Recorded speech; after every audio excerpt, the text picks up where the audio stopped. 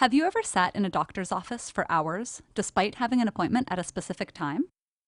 Has a hotel turned down your reservation because it's full? Or have you been bumped off a flight that you paid for? These are all symptoms of overbooking, a practice where businesses and institutions sell or book more than their full capacity. While often infuriating for the customer, overbooking happens because it increases profits while also letting businesses optimize their resources. They know that not everyone will show up to their appointments, reservations, and flights, so they make more available than they actually have to offer. Airlines are the classical example, partially because it happens so often. About 50,000 people get bumped off their flights each year.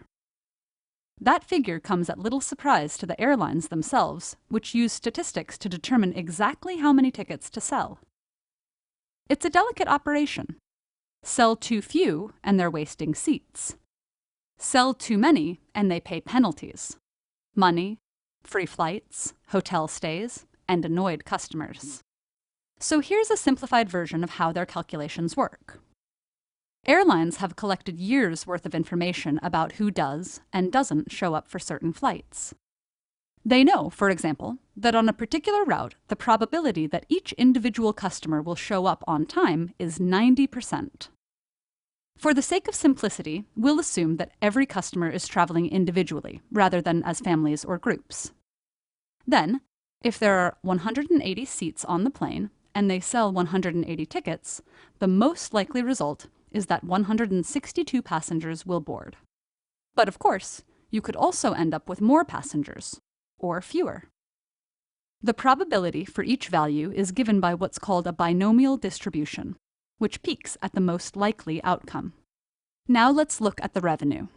The airline makes money from each ticket buyer and loses money for each person who gets bumped. Let's say a ticket costs $250 and isn't exchangeable for a later flight. And the cost of bumping a passenger is $800. These numbers are just for the sake of example. Actual amounts vary considerably. So here, if you don't sell any extra tickets, you make $45,000. If you sell 15 extras, and at least 15 people are no-shows, you make $48,750. That's the best case. In the worst case, everyone shows up. 15 unlucky passengers get bumped, and the revenue will only be $36,750, even less than if you only sold 180 tickets in the first place.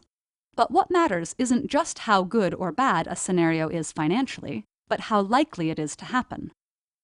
So, how likely is each scenario?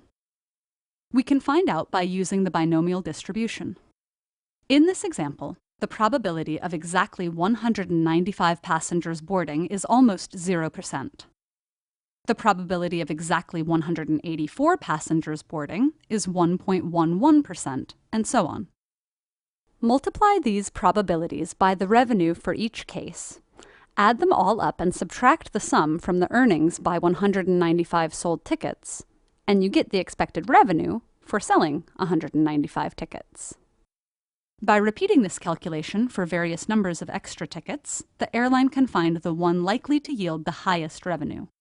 In this example, that's 198 tickets, from which the airline will probably make $48,774, almost $4,000 more than without overbooking. And that's just for one flight. Multiply that by 1 million flights per airline per year, and overbooking adds up fast. Of course, the actual calculation is much more complicated. Airlines apply many factors to create even more accurate models. But should they?